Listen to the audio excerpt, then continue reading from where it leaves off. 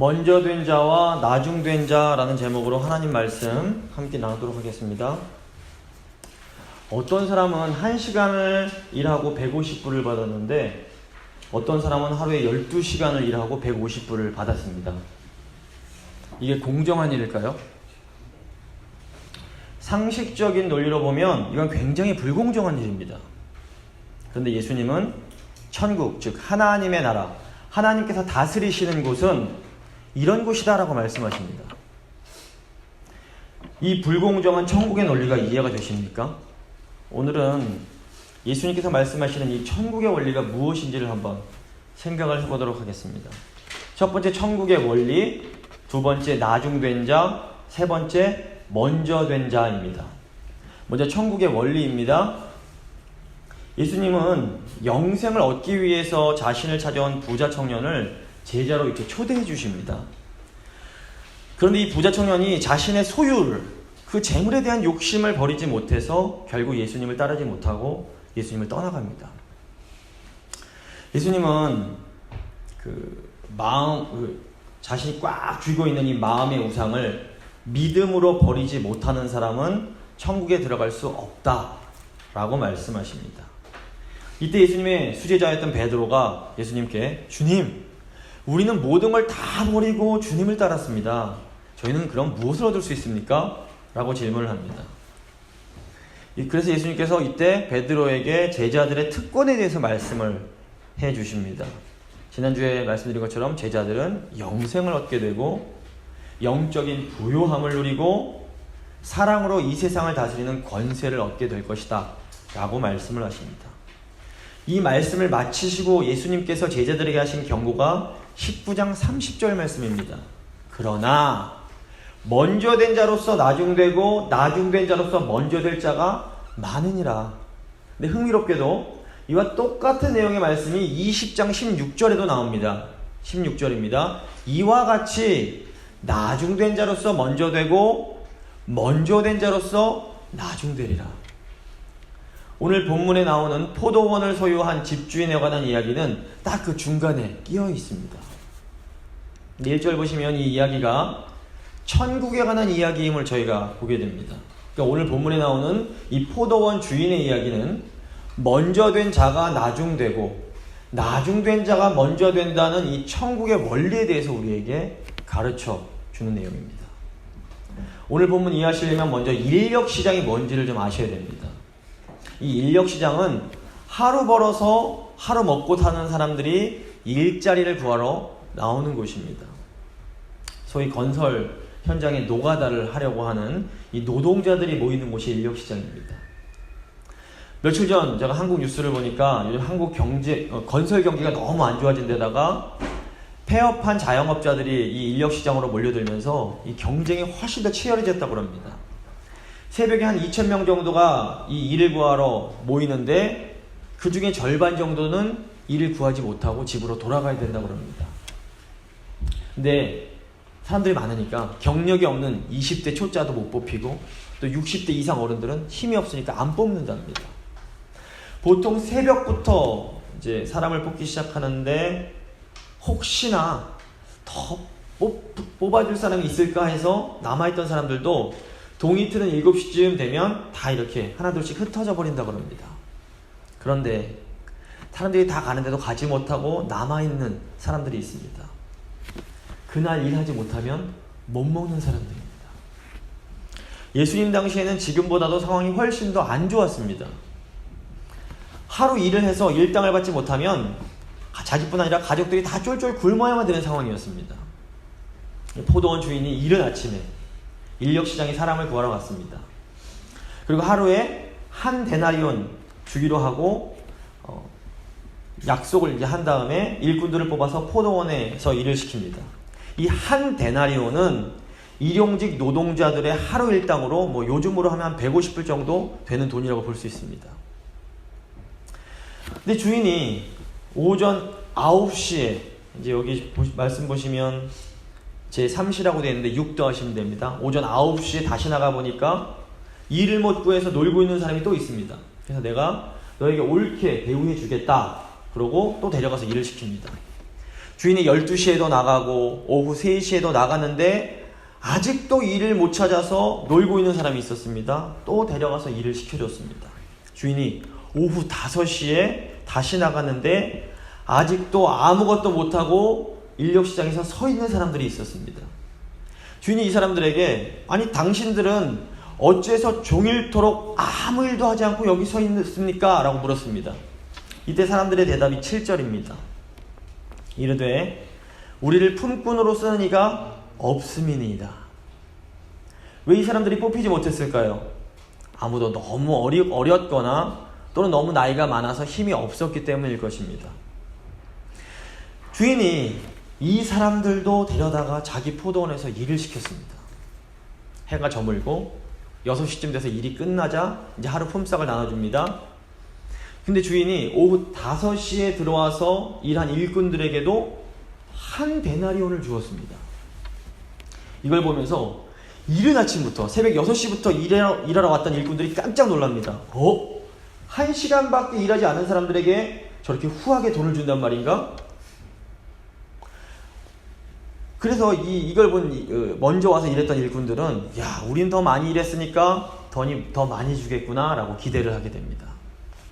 그런데 주인들이 그들에게도 처음에 약속했던 대로 한 데나리온을 주었습니다. 그러자 먼저 온 사람들이 주인을 원망하기 시작합니다. 아니 이 땡볕에서 하루 종일 힘들게 일한 우리와 1시간밖에 일하지 않은 저 사람들이 어떻게 똑같은 품삯을 받을 수 있단 말입니까? 이 불만에 대한 예수님의 말씀이 13절부터 15절 말씀입니다. 주인이 그 중에 한 사람에게 대답하여 이르되 친구여 내가 네게 잘못한 것이 없노라. 내가 나와 한 데나리온의 약속을 하지 아니하였느냐? 내 것이나 가지고 가라. 나중에 온 이 사람에게 너와 같이 주는 것이 내 뜻이니라. 내 것을 가지고 내 뜻대로 할 것이 아니냐? 내가 선함으로 내가 악하게 보느냐? 예수님 당시에 보통 유대인들은 굉장히 가난했습니다. 그래서 한 데나리온은 가족들에게 따뜻한 저녁을 먹일 수 있는 최소한의 돈이었습니다. 사실 이른 아침에 포도원에 들어온 일꾼들은 굉장히 운이 좋은 사람들이었습니다. 일찌감치 주인에게 뽑혀서 일을 할 수 있었습니다. 비록 몸은 힘들지만 열심히 일하면 사랑하는 가족들에게 따뜻한 밥을 먹일 수 있었기 때문에 이 사람들은 편안한 마음으로 일을 할 수 있었습니다. 그런데 오후 5시에 들어온 사람들은 어땠을까요? 이 사람들도 똑같이 가족들을 위해서 새벽같이 일어나서 인력시장으로 갔습니다. 일을 구하지 못하면 오늘 저녁도 아내와 자녀들을 굶길 수밖에 없는 상황이었습니다. 그런데 아무도 이 사람들을 뽑아주질 않는 겁니다. 결국 혹시라도 누가 뽑아줄까 해서 자그마치 11시간 동안이나 그 인력시장을 떠나지 못하고 서성이고 있었던 겁니다. 몸은 좀 힘들어도 편안하게 12시간 일하는 먼저 된 자가 되고 싶으십니까? 아니면 오늘도 내 자식들 굶기면 어떡할까 11시간 동안 마음 졸이면서 기다리다가 1시간 일하는 나중된 자 되고 싶으십니까?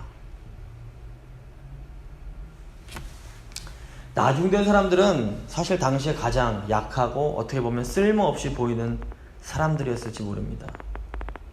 근데 포도원 주인이 이 사람들을 긍휼히 여깁니다. 그리고 그들을 받아주고 그들에게 일을 시켜줍니다. 맨 마지막에 와서 딱 1시간 일한 사람들은 자기들이 한 데나리온 받을 거 상상도 못했을 겁니다.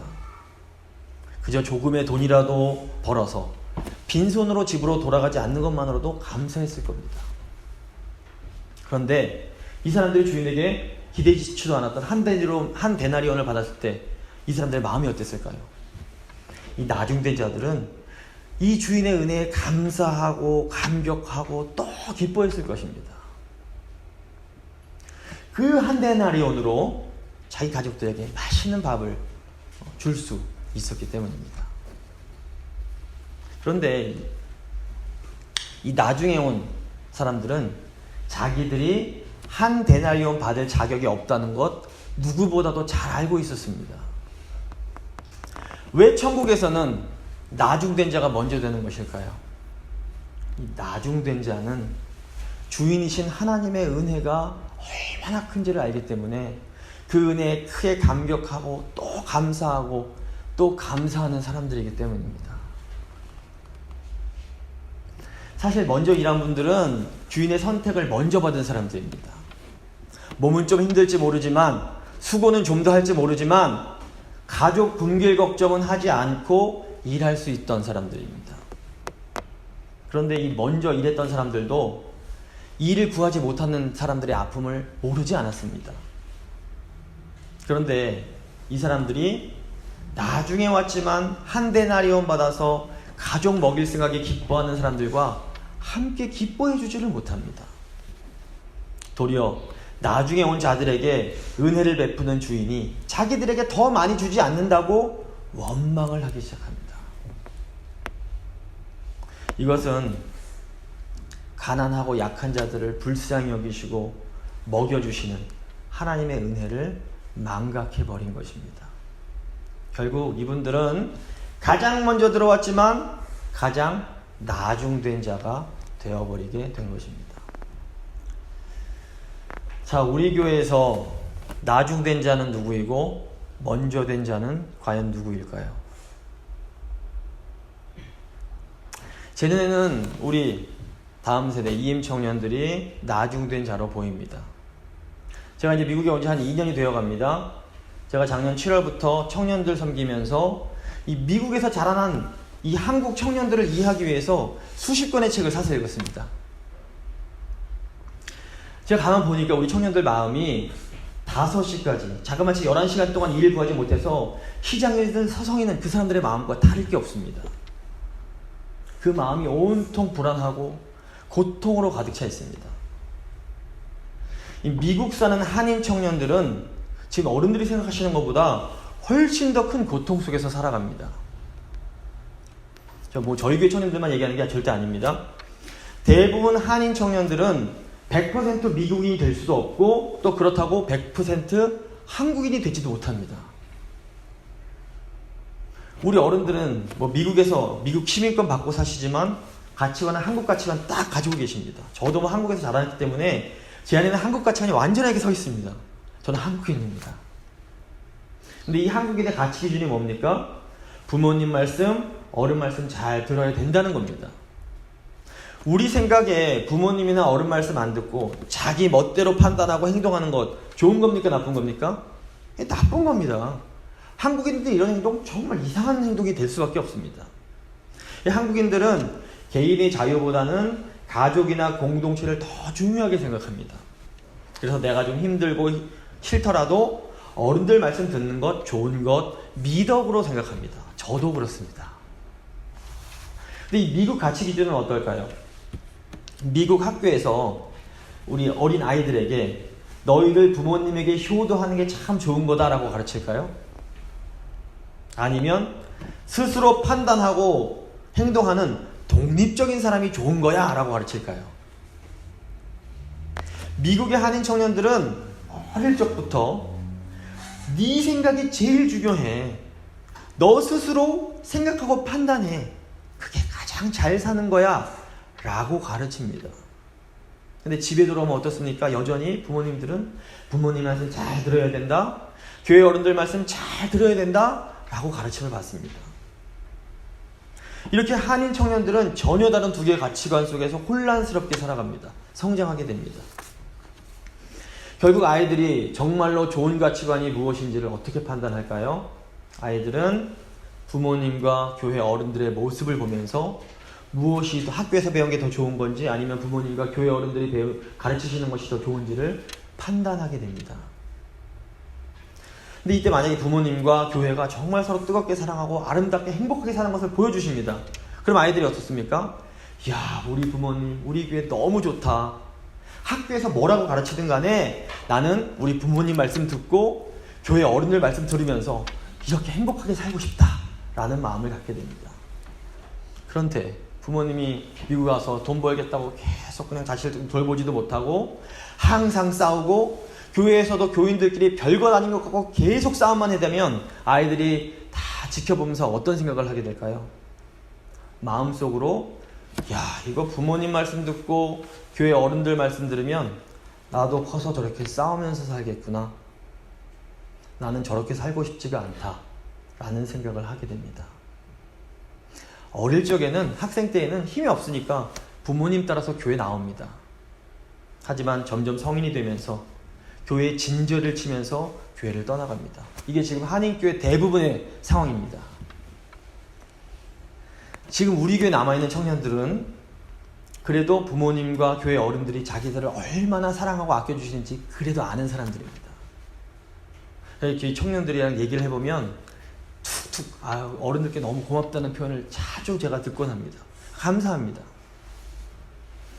제가 EM 담당하셨던 저스틴 목사님이 가시기 전까지 2주에 한 번씩 만나서 우리 EM 청년들을 어떻게 도울 수 있을까 같이 고민하고 기도하고 공부했습니다.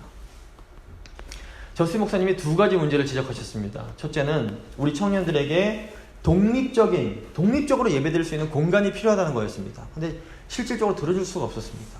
뭐 따로 건물 줄 수도 없고 이게 힘들지만 안 되고. 두 번째가 제가 청년들도 만나서 목사님이 이렇게 대화도 나누고 교제하고 싶은데 거리가 너무 멀다는 거였습니다. 목사님은 저 북쪽 사시고 저희 청년들은 얼바인 저 아래쪽에 살았습니다. 거의 뭐 1시간만 2시간 거리였습니다. 그러다가 이제 어떻게 하다가 제가 작년 7월부터 저희 EM 청년들을 섬기게 되면서 과연 우리 청년들에게 필요한 게 제일 먼저 필요한 게 뭘까? 이걸 고민을 많이 했습니다. 저는 우리 청년들에게 가장 먼저 필요한 것이 결국 이게 끝은 아닙니다. 가장 먼저 필요한 것이 따뜻한 가정을 경험시켜 주는 것이다 라고 생각을 했습니다. 감사하던 게도 이제 교회에서 주신 사택이 청년들의 거처에서 교회보다 가까웠습니다. 그래서 청년들이 교회보다는 쉽게 사택으로 올 수가 있었습니다. 그래서 2주에 한 번씩 사택으로 불러서 밥 해먹였습니다. 그리고 같이 성경 공부하고 새벽 1시, 2시까지 상담하고 기도했습니다. 솔직히 2주에 한 번씩 청년들 맞이하는 일 체력적으로는 쉽지 않았습니다. 하지만 저는 청년들이 이 목사 만나러 사택으로 와주는 것 자체만으로도 너무 고마웠습니다. 그리고 감사하게도 청년들이 지금 조금씩 마음을 열어주고 있습니다. 저는 우리 청년들이 이렇게 마음을 열어준 것 자체가 또 너무 감사하고 또 감사합니다. 아시다시피 교회 사정으로 올해부터 청년들과 함께 이렇게 연합 예배를 드리고 있습니다. 드려봤는데 청년들이 어른들 방식으로 함께 예배 드리는 건 쉽지 않아 보입니다. 그래서 어른들 중에서도 야, 이거 청년들 예배 잘 못 드리는 것 같아서 걱정하시는 분들 많은 계신 거 제가 알고 있습니다. 그래서 어떻게 하면 우리 청년들이 다시 주일에 교회에 나와서 하나님을 온전히 예배할 수 있도록 도와줄 수 있을까? 또 고민했습니다. 새해부터는 다시 2층에서 청년들에게 맞춰서 예배를 좀 잘 드려야겠다라고 생각을 하게 됐습니다. 그러기 위해서 2층 예배실을 청년들에게 맞도록 좀 꾸며주고 싶었습니다. 청년들이 의자 바꿔달라고 요청한 것으로 생각하시는 분들이 계신데 사실은 그렇지 않습니다. 솔직히 청년들은 어른들처럼 우리 교회에 별로 큰 애정이 없습니다. 애착이 아직 없습니다. 교회 건물에 사실 관심이 없습니다. 저스틴 목사님 계실 때도 2층 예배실에 청년에 맞게 좀 의자를 바꿔달라고 부탁을 하신 적이 있습니다. 근데 그때 저도 교회 재정이 어려운 걸 알기 때문에 그건 좀 나중에 합시다라고 말씀을 드렸습니다. 근데 지금도 제가 재정 좋지 않은 거 알고 있습니다. 그럼에도 이제 청년들이 교회에 좀 더 애착을 갖게 하기 위해서 어떻게 해야 될까 고민하는 가운데 이거 좀 의자 정도 바꿔주면 좋겠다라는 마음이 제가 들었습니다. 그래서 장로님들께 말씀드리고 재직회에 제안드렸습니다. 저는 만약에 재정 때문에 재직분들 중에서 반대하는 분들 계시면 예전에 뉴욕에 교회 세웠던 일, 그거 제가 예로 들면서 설득하고 싶었습니다. 그때 뉴욕에 교회 세우는 일 반대하는 분들 계셨지만 어쨌거나 교회 도와주기로 통과가 됐고 결국에는 하나님이 좋은 것으로 갚아주셨다는 거 제가 장로님께 듣고 이번에도 그럴 수 있겠다라는 생각이 들었습니다. 근데 감사하게도 재직들이 흔쾌히 통과를 시켜주셨을 때 전 마음으로 사실 참 감사했습니다. 와, 이렇게 교회가 힘든데도 이제 어른들이 청년들은 위해서는 기꺼이 이렇게 투자해 주시는구나 이 마음이 들었습니다. 근데 저희가 만약에 2층을 이렇게 예쁘게 꾸미고 또 예배를 따로 드렸는데도 청년들이 주일에 잘 나오지 않습니다. 그럼 어떻게 할까요? 저는 그래도 우리가 해줄 수 있는 건 끝까지 해줘야 된다고 생각합니다. 저는 제가 좀 굶더라도 청년들 위해서 할 수 있는 일은 다 해보고 싶습니다. 청년들 없으면 우리 교회는 이 세대에서 끝날 수밖에 없습니다. 재건교회를 이렇게 끝나게 만들 수 없습니다. 무엇보다 하나님께서 우리 청년들을 어떻게 바라보고 계실지 좀 생각해 주시기 바랍니다. 하나님이 우리 청년들을 정말 안타까운 마음으로 바라보고 계십니다. 하나님은 우리 청년들도 우리 어른들이 받으신 그 하나님의 은혜를 누리게 하기 원하십니다. 저는 우리 청년들 위해서 제가 할 수 있는 한 최선 다해보고 싶습니다. 그래야 나중에 우리 주님 뵐 때에 너 청년들 맡겨줬을 때 도대체 뭐 하다 왔느냐 책망 듣지 않을 수 있을 것 같습니다. 세 번째, 먼저 된 자입니다. 저를 포함해서 이 자리에 지금 앉아 계신 어른들은 먼저 된 자일지 모릅니다. 이 자리에 계신 분들은 하나님의 은혜를 먼저 받으시고 이른 아침부터 열심히 주님의 포도원을 위해서 일해 오신 분들입니다. 포도원 주인이 이른 아침부터 열심히 일하는 사람들이 불평하기 시작할 때 그들을 뭐라고 부르십니까? 13절 보시면 예수님은 그들을 친구여 라고 부르십니다. 예수님은 우리 교회 어른들을 친구라고 생각하고 계십니다. 마음 알아준다는 겁니다. 제가 본래는 설교 시간에 이렇게 개개인 교인들에 대해서 얘기하는 거 좋아하지 않고 앞으로도 가급적이면 자제하려고 합니다. 근데 제가 오늘은 좀 하겠습니다. 제가 나성교회 온다고 그럴 때 주위로부터 야, 그 교회 힘든 교회다는 얘기를 정말 수도 없이 들었습니다. 저는 왜 하나님께서 이 교회로 저를 부르셨는지 이해가 안 됐습니다. 제가 2016년에 이용환 장로님과 교회 지하실에서 물이 새서 며칠 동안 함께 일을 한 적이 있었습니다. 장로님이 그 노령에도 불구하고 열심히 신나게 일하시고 일이 마무리된 다음에 정말 어린 소년처럼 아 좋다라고 활짝 웃으셨습니다. 전 그 미소 속에서 천국에 들어간 어린아이의 미소를 봤습니다. 그리고 그때 하나님이 이 교회에 나한테 맡겨주신 교회 맞구나 라고 확신이 들었습니다. 제가 이 얘기 지금 처음 해드리는 겁니다. 그리고 지금도 이제 이원환 장로님 90세 연세에 하루를 멀다 하시고 교회 나오셔서 화단 돌보십니다. 잘 아실 겁니다. 그리고 늘 뭐라 그러십니까? 하나님이 건강 주셔서 이렇게 교회 섬길 수 있는 거 너무 감사합니다. 늘 고백하십니다. 저희 강도사님은 지금도 교회만 나오시면 구석구석 교회 살피시면서 청소 시작하십니다. 일평생 장로로서 목회자로서 교회 섬기셨던 그 섬기던 습관이 몸에 완전히 배어버리신 겁니다. 또 그 좋은 기회들을 다 포기하시고 교회 섬기시고도 늘 입버릇처럼 그래도 교회 섬길 수 있어서 너무 감사합니다 라고 고백하십니다. 또 저희 김경복 장로님 교회를 닫는 그 아픔을 겪으실 때 건물에 전혀 욕심내지 않으시고 우리 교회 들어오셨습니다. 이게 당연한 것 같지만 사실 조금만 돌아보시면 절대 당연한 일이 아닙니다. 교회에 또 욕심내는 장로들 너무너무 많습니다. 저는 이게 저희 제국교회 굉장히 자랑스러운 부분이라고 저는 믿고 있습니다. 더욱이 장로님은 하나님 전 사모하는 열심으로 말씀 얼마나 열심히 배우시는지 모릅니다. 성경 공부 시간마다 매번 저를 정말 뚫어지도록 쳐다보시면서 말씀에 집중하십니다. 이 모든 것들이 저에게는 힘이 되고 긍지가 됩니다. 제가 이 교인들에 대한 감동을 다 말씀드리려면 시간이 없기 때문에 70대 이상만 말씀드렸습니다. 제가 이 말씀 왜 드리는 걸까요? 목사 눈에도 어른들의 그 하나님을 향한 마음이 보이는데 하나님이 우리 어른들의 그 하나님을 향한 사랑을 모르실까요? 저는 아시고도 충분히 아신다고 생각합니다. 저는 우리 교회 어른들 모습 보면서 하나님이 우리 교회 정말 사랑하시는구나. 그래서 나를 이곳으로 보내셔서 말씀으로 이분들 섬기라고 그리고 위로하라고 하시는구나 라는 것을 매번 강하게 느낍니다. 저는 교회를 위해서 모든 것을 희생하신 어른들이 남은 여생 동안 이 땅에서 천국을 누리면서 사시다가 기쁜 마음으로 하나님 곁으로 돌아가실 수 있도록 최선 다해서 돕고 싶습니다. 우리가 이 땅에서 천국 누리려면 어떻게 해야 될까요? 먼저 된 자가 나중되고 나중된 자가 먼저 된다는 이 천국의 원리를 잊지 말아야 합니다. 먼저 일하고 수고하셨을지라도 먼저 된 자의 마음이 아니라 나중된 자의 마음을 가지셔야 됩니다. 이 먼저 된 자들은 주인의 은혜를 먼저 받았음에도 더 받지 못했다고 자꾸 원망합니다. 근데 나중된 자들은 자기가 받을 자격이 없는 것을 받았다고 감사하고 또 감사합니다. 그렇다면 우리 마음이 먼저 된 자의 마음인지 아니면 나중된 자의 마음인지 어떻게 알 수 있을까요? 지금 교회나 이 목사한테 불만 있으십니까? 아니면 감사한 마음이 크십니까? 안타깝지만 하나님이 지금 우리에게 주신 이 은혜에 불만이 더 크시다면 우린 지금 먼저 된 자의 마음을 가지고 있는 것입니다. 근데 먼저 된 자의 마음을 가질 때 우리는 절대로 천국을 누릴 수 없습니다. 이 땅에서 천국 누리지 못하는 사람은 죽어서도 천국 가기 어렵습니다. 지금 우리 교회 감사할 일이 많을까요? 불평할 일이 많을까요? 2년 전만 해도 목회자가 없어서 목회자 보내달라고 기도하셨던 거 기억하실 겁니다.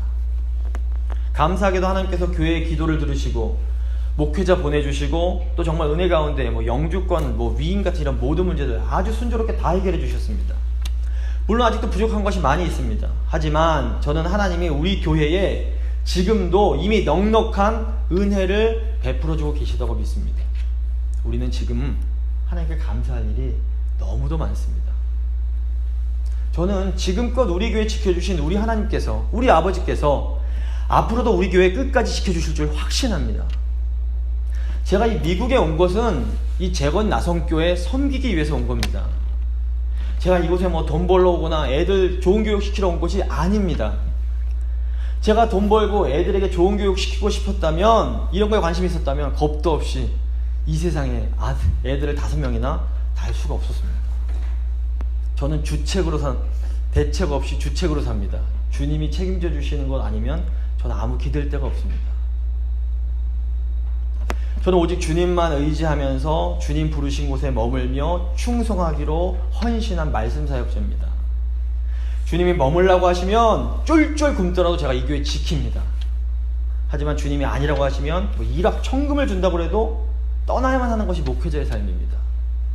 제가 지금 이곳에 있는 것은 하나님이 저를 이곳 재건 나성교회로 부르셨다고 믿기 때문입니다.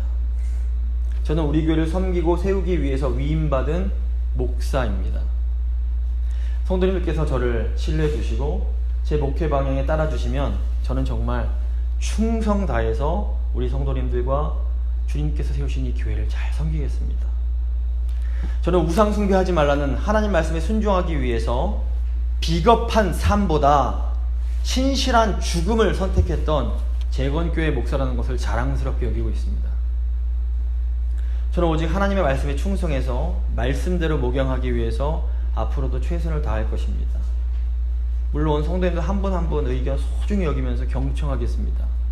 하지만 목사로서 당회와 협력하에 교회를 위해서 내린 결정에 대해서는 좀 부족함이 느껴지시더라도 좀 기다려 주시고 너그러운 마음으로 순종해 주시면 감사하겠습니다. 말씀 마무리 짓겠습니다. 제가 우리 청년들에게 내가 있는 동안 너희에게 방패가 되어주겠다라고 약속을 했습니다.